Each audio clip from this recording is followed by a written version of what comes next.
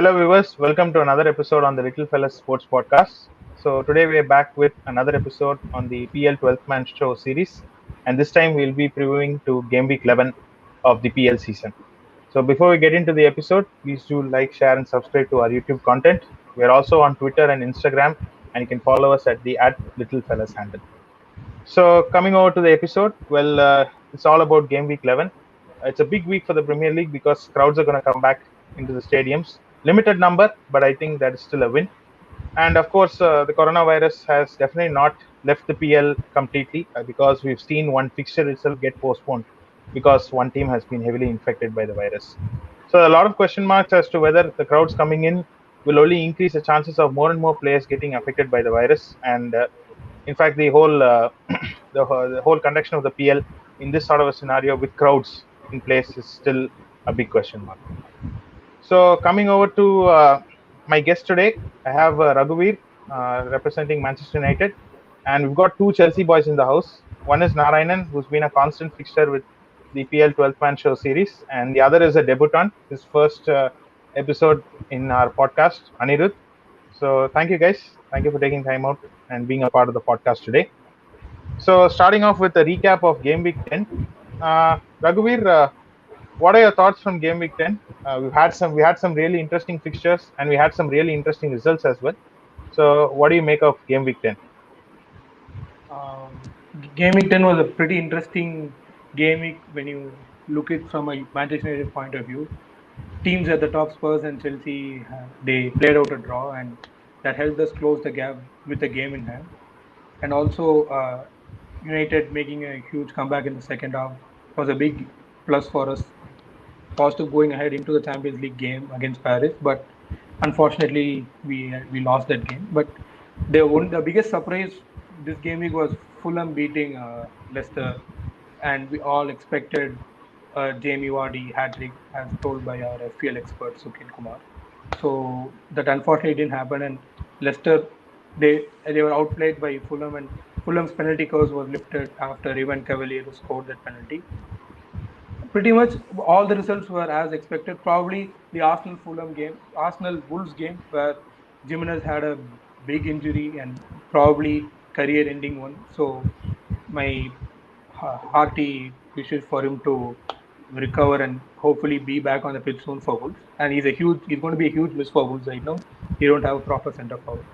And that the Arsenal and Wolves game was probably, I wouldn't say it was a surprise, but the way Arsenal had been playing after they beat Manchester United was very, very poor, and the way they played against them was indicative of the result that was in that game. So pretty much all the other results were predictable, and there were no other surprises in the Game Week 10. Yeah, as you said, one of the major outcomes of Game Week 10 was that horrific injury inflicted upon Raul Jimenez by David Luiz. So here's to wishing Raul Jimenez a speedy recovery. So Narayanan and Anirudh, coming over to you. What do you make of Game Week 10? What are the surprises that you had in that particular game week?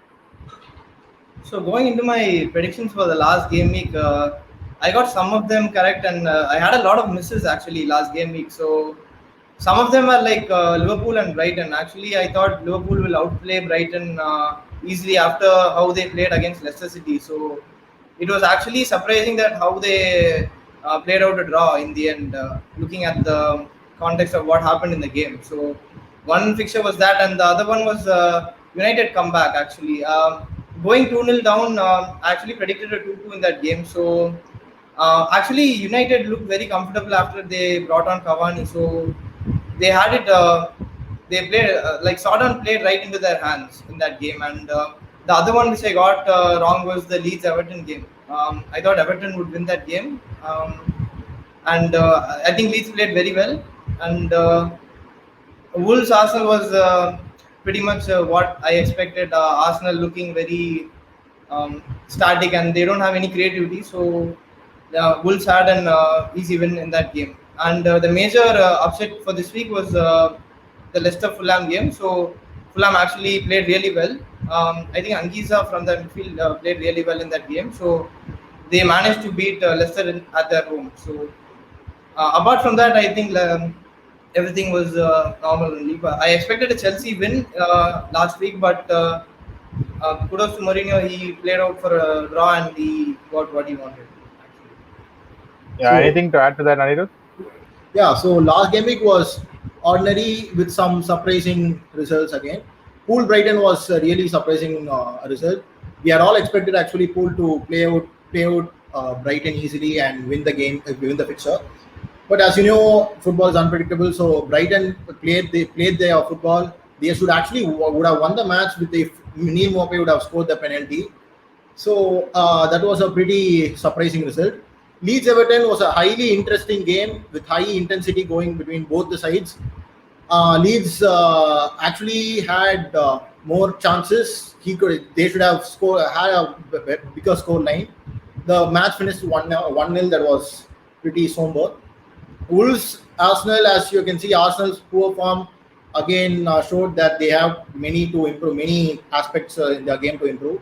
Wolves again played very well and they scored. They took their chances well. They won. They had a very good result in that. Leicester Fulham again was a shocking result, as we all expected Leicester to, finish the game quickly within 45 minutes, something like that. Guardiola scoring a hat trick. Everyone had expected that, but again, Fulham somehow led on to their 2-0 initial lead, and they won the match 2-1. Southampton again, kudos to Cavani for the epic comeback, which was very well played and according to Ole's plans. So it was a good game week with some again surprising results. Yeah, so that is about game week 10. So without further ado, let's dive straight into game week 11. And what better fixture to be part of the game week 11 than the North London derby? So Tottenham are flying high. They've had their best start to a league so far. They're top of the table, at least tied on points with Liverpool. Arsenal, on the other hand, are having a really bleak run under Mikel Arteta. They're 14th in the table currently. So two sides at the opposite end of the spectrum. So starting off with Anirudh, what do you make of this North London derby, given that crowds are back? Yeah, again, 2,000 people are, I think, allowed into the stadium, which doesn't make that much difference. But to us spectators, it's exciting to you see crowds come back into the stadium and cheer for their clubs, respective clubs. It's Tottenham Hotspur's home, which the match is going on. So I think Tottenham should have an easy result from the game. A standard Mourinho masterclass, 1-0 or 2-1 victory, something like that. Solid defensive performance. Kane and Son will look forward to this fixture. They like to take chances out of Arsenal's very unpredictable defense. And we are also very much excited to see as Mourinho lives on banter and the heat between in the matches. So we would like to see the match again live. It's very exciting. I think Tottenham should find the game easy and should be easy for Tottenham. I predict a 2-1 win for Tottenham against Arsenal. So, as Anil talked about Spurs, I wanted to highlight Arsenal about. I wanted to highlight about Arsenal in this derby. So, as I said in all the previous previews, I think Arsenal have been in really poor form. They've been looking to bounce back every week, but I don't think they have a side that is ticking. They have tried Aubameyang centre forward for 2 game weeks in a row now, and it's not working out. I think what they are missing is a very creative player in the center of the field who can really unleash the attack which they have supposedly have. And I think unless they make a very creative signing, I don't think they'll be going much forward in the table. But probably in the top 10, they'll be in the top 10. But I think they need a creative signing apart from Ozil. I don't think Ozil is going to play for Arsenal much anymore anyway. So I think the Wolves match also, without Jimenez, I thought they'd at least try for a draw, but they were outplayed in Emirates again. So I think it's happening in the Tottenham Stadium also. I think this should be a on paper easy fixture for Mourinho, and he'll be looking to shut out whatever Arsenal throw at them, and Kane and Son providing the goods again. So I'm going for a 2-0 Spurs win. Yeah, that's fair enough. Raghuveer, anything to add to that? Um, according to me, the current form goes out of the window when you're playing a derby. I think on that day, how you played matters. So usually that when there's a derby, I don't think current form matters because the players play with a different intensity and the match is also pretty much intense. So I don't think current form comes into play. But agree with Narayanan here. They really need a creative midfielder out there because they are quite static over there and there's no good PB players who can breach the defense of the opponents. So and also Arteta's man management was pretty poor, I would say, against Wolves. So at one point they had three youngsters behind Aubameyang to play Willock, Saka, and Reece Nelson. So they are relatively inexperienced. You need experienced players around your youth players so that they can also thrive in that game and show their class.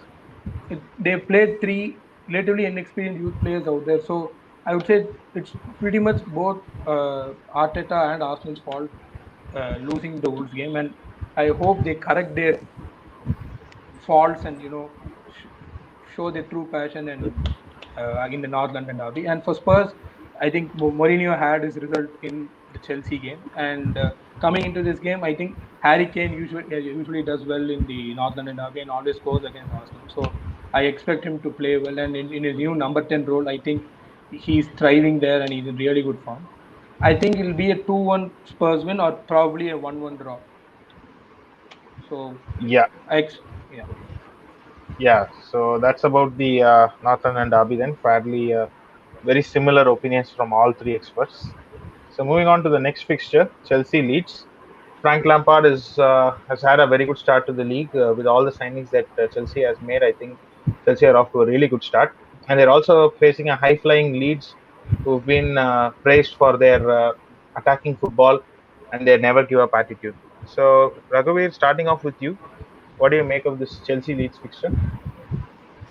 I think it's going to be a very straightforward game for Chelsea. And looking at their recent Champions League game against Sevilla, and they played their second string side and were able to cruise past Sevilla. So, and looking at Leeds' defense, I don't think they leak a lot of goals, and that's why they are where they are in the bottom half of the table. So, with Chelsea's potent attack and strong defense, I don't think Leeds will put up a fight against Chelsea. I think Chelsea will win either 3-1 or 3-0 and have an easy game. Yeah, so that's about it from a neutral perspective from Raghuveer. So coming out to the Chelsea boys, Chelsea Leeds. What are your thoughts? So, talking about Chelsea Leeds, I think we have to talk about Bielsa versus Lampard. This actually goes back 2 years when the spy event happened 2 years before in the championship. Actually, I think so. That started the rivalry between Bielsa and Lampard. It got fierce, and they actually met in the championship playoffs, and Lampard got won over Bielsa. So now they are in totally different settings, and Lampard is managing Chelsea, and Leeds are in the Premier League, back in the Premier League after 16 years. So expectations were high for both of them. Leeds are supposedly playing very well in Championship, and people expected them to do well. And talking about Chelsea, yeah, they made a very high-profile signing. So this has to be a high expected output from Lampard. So. Um, So yeah, as Narayan highlighted the rivalry between Lampard and Bielsa, this again goes back 2 years, and we don't need to highlight over it any further. Again, Chelsea with the current form, we are 11 matches unbeaten, and 9 out of 12 matches we had a clean sheet. Defensively, very solid with the addition of Mendy and Thiago Silva stabilization towards the whole of our defense. So both our first teams and second team looks great, playing free flowing football. Everyone in their top form. So again, well drilled, everything well oiled machine of it. But again, we just have to talk about Leeds press and transition from their defense to attack. It just takes 3 passes for them to come back into the attack and threaten the opposition. So we need to be highly concentrated, and we shouldn't drop our heads even a single moment. So we just have to be careful countering their counter actually. So again, our fullbacks are doing very well. So we should be having an easy game if we had paying attention to these small details. Should be 2-0 Chelsea win over Leeds. So Yeah. My expectations are that we'll bring back the 11 which we usually have in the Premier League, and I think there'll be two or three changes like Havertz or Kovacic. I think both of them are well suited for this game. Havertz, you'll get more creativity. Kovacic, you'll get the player who gets you out of press. Actually, that is very important in this game. So I think it should be a comfortable win, and we have a good enough defense to stop Leeds also. I think this should be a 2-0 or 3-0 win for Chelsea. I expect a clean sheet also. Yeah. So that's again, all analysts are united on their opinion that this game's for Chelsea's to lose. So coming over to the next fixture, West Ham versus Manchester United. Another tricky fixture for United. They faced a similar team in Southampton and just got over the line thanks to some brilliance from Cavani up top. So coming to the neutral perspective first, Narayanan and Anirudh, what do you make of this fixture for United? So West Ham have always been a bogey team for Manchester United. Like for the past few years, they've had always mixed results against them, home and away. So especially away, the last 2 years they've been losing to them really badly. I think 1-3 and 2-0. So West Ham always put up a good fight against them, especially now they are in good form also, and they've been winning three in a row. Going into their fourth match now, they have been very defensively solid under Moyes, and the wingers are producing the goods like Jared Bowen and I think Pablo Fornals. They are playing really well. So I still expect West Ham to do it again. So I'm going for a 2-1 win for West Ham this week. So, as Narayan actually said, West Ham have always been a tricky fixture for United, and this being in West Ham. West Ham home, so it should be a good encounter for both of the teams. And coming from the form of West Ham, they have 3 wins continuously on a row. So it should be they should be a good team to beat for United. And United they are playing good football. Some in few matches they have been unpredictable again with the results. And if Bruno has his day, his night, then Manchester United should see through the picture. And I will be going for a draw, 1-1 draw or a 2-2 draw between those two. Yeah, so that's the neutral perspective. Coming over to the United perspective with Raghuveer, what do you make of this game? Yeah, Narayan clearly said West Ham away has been a really tricky fixture for us, and the last 2 years we have lost very badly, and we've played very bad football in those games where we played against West Ham. So, and again coming to West Ham's form, they're currently fifth in the table. They've had a great start to the Premier League, and also they have their 2 fit strikers back now, Antonio and Haller, and when it comes to our form, I think our defense is really unpredictable. We don't know which Lindelof is going to turn up against West Ham. So with Antonio's excellent hold-up play and good physical strength, I think Lindelof will find a very hard time controlling him. So if our defenders actually defend well and block, I think we'll be dominating the position. I think they'll play on the counter. So if we are reactive to those counter attacks and don't defend like how we defended against Istanbul in Turkey, I think we can probably pull off the win. But with the loss against PSG and a must win or a point against Leipzig needed. So I think we need to play. We have our players will be tired. We need to play a first team here and there. So I think it'll be a very. I'll be happy with the draw, to be honest. But I think it'll be a 2-1 United win or a draw from us. With the Champions League game in mind next week. So that is more important as well.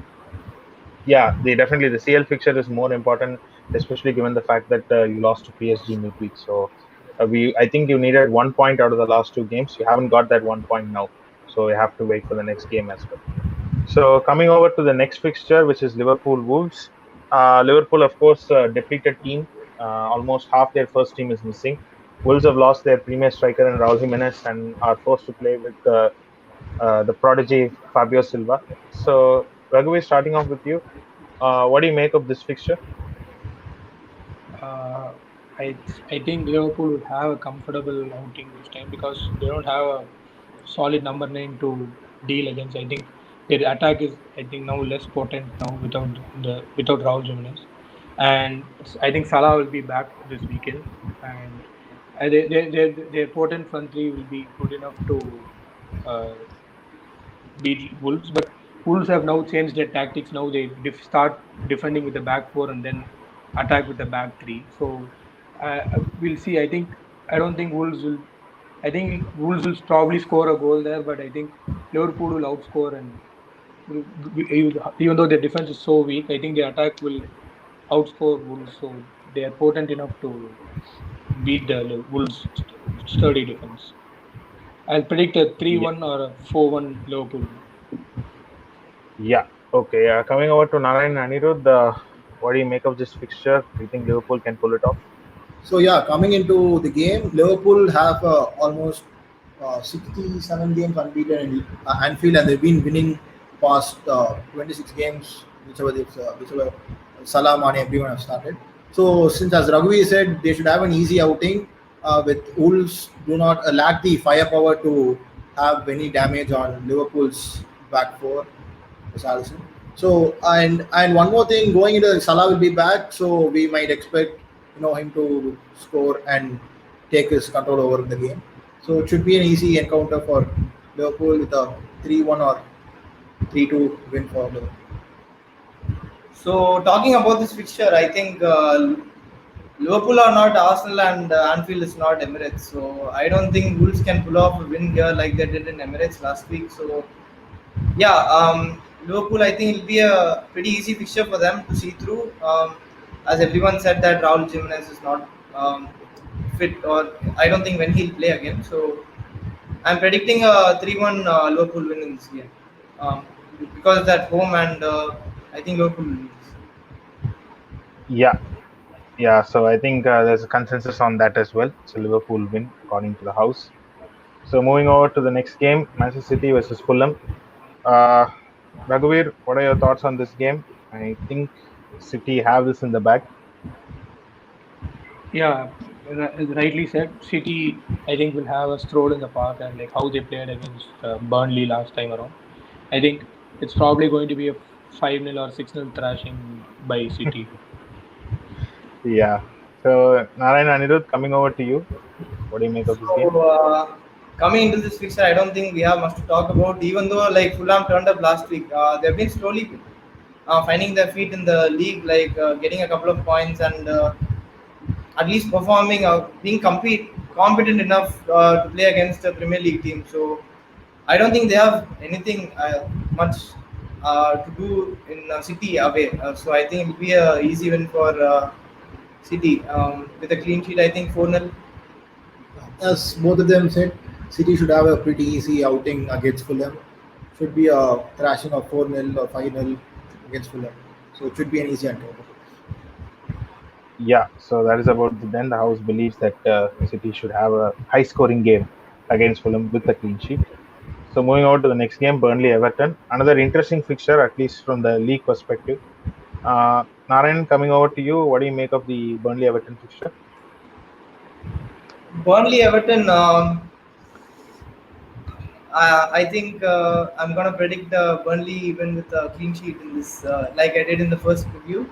I think it's gonna work out this time because yeah, Everton looked meh in the last game. Actually, they didn't have Digne and they didn't look so threatening against Leeds. They had a couple of chances, one offside goal which was ruled out, and I don't think they have that one final pass or touch. They have James Rodriguez and all, but I think Digne is a huge player for them. So Burnley, I think they'll get that clean sheet like they do every season and against these kind of teams. So I'm going for a 1-0. Chris would win. So, as you said, Krishna, this fixture is really important to the league table standings, and Everton would like to use this opportunity, use this easy fixture regarding Burnley's form, and to put them back into the top five in the league. So I predict a 2-1 Everton win. But Burnley again, they can if they play their football, if they are very defensively oriented, defensively conscious in that fixture, then they can stop Everton. But I think Everton will see them out 2-1 in my opinion. Yeah. So with that, Raghuveer, what do you make of the fixture? I side with Anirudh over here, and because Burnley's form has been really poor, they have only had one win so far, and they are not scoring enough goals. They've just scored 4 goals this season, and I feel Everton, I think they had a really few good chances against Leeds, and probably there was an offside goal as well. So I think Everton's attack is really good this time, but uh, Burnley's attack is not good enough to breach any of the top 10 Premier League defenses right now. I feel if I don't, they're not their lack of goals will probably affect their game, and I think it's going to be a 2-0 or 2-1 Everton win. Yeah. So that is about this Burnley Everton fixture. Moving on to the next fixture, West Brom versus Crystal Palace.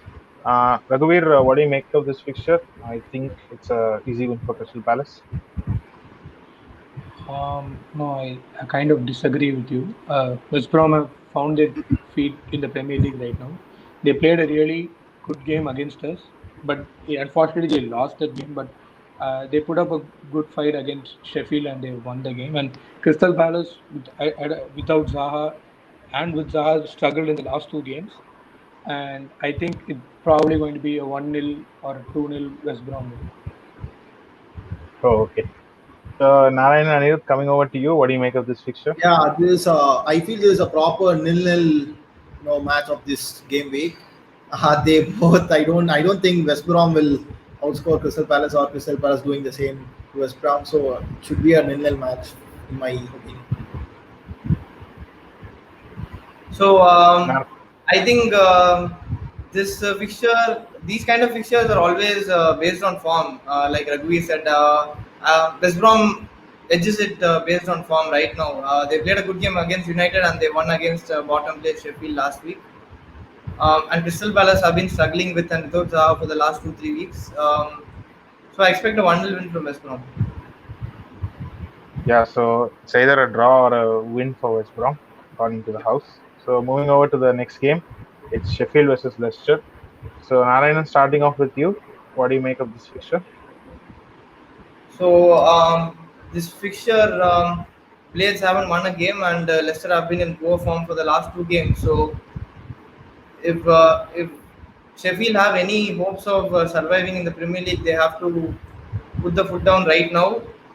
It's already too late, I think. So I think they have to win this game 2-1. I think they'll win this game 2-1. So as he said, Leicester, both of them have been in poor form, especially the Blades, Sheffield. Sheffield haven't won a single game so far in the league. So I think Sheffield should try to win this game, go all open. They shouldn't play out for a draw. And Leicester, they have lost both the games, last 2 games. So they should also, play with a little caution and while going forward. And because they have been conceding goals, 3-0 and a 2-1 against Fulham. So should be a good encounter for both of them for their respective league positions. I predict a 1-1 draw both for the match. Yeah, Raghuveer, what is your prediction for the game? Yeah, I agree with Narayan here. Sheffield have a really good opportunity to get their first win of the season, and I hope Sheffield win because for the way they played last season, they really impressed everyone. I predict a 1-0 Sheffield win. Yeah, so that's about this fixture then. So we're down to the last fixture of this game week because, as you all know, the Aston Villa Newcastle fixture has been postponed because of a massive coronavirus outbreak. So that brings us to the last game, Brighton versus Southampton. So Raghuveer, starting off with you, what do you make of this game? This is one of the most exciting games to watch out for in the lower half. Both play really good football, and Brighton last week played really well against Liverpool, and Southampton had a really good first half against us. So I'm predicting a 2-2. I feel it's going to be a high scoring draw. So I predict a 2-2 draw. Yeah, so coming over to you boys, what do you make of this fixture? So I agree with Raghuveer on this. A very exciting fixture. I think I would like to see this fixture after I would put this as a priority list after Northern and Derby and the Liverpool match. And this should be, as he said, should be a high-scoring fixture because both these teams do not have that much defense. They are not defensively strong, so it should be a 3-3 or a 2-2 draw for me. Yeah. So in this game, I think Southampton will win it with a clean sheet. That's my prediction. It's going to be a 1-0 or 2-0. McCarthy has been in brilliant form this season. He has been one of the best keepers in the league. He's been making a lot of saves. So I think he'll deal with Welbeck and whatever shots Brighton takes. So it should be a Southampton win. Yeah, so that concludes the review for all the games in this game week. So coming over to player of the week predictions, Raghuveer, who do you think will be the player of the week for game week 11?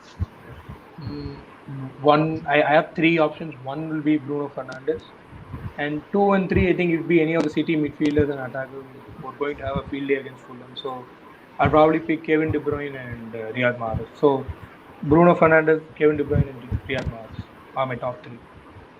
Yeah, okay. So we have three players in contention.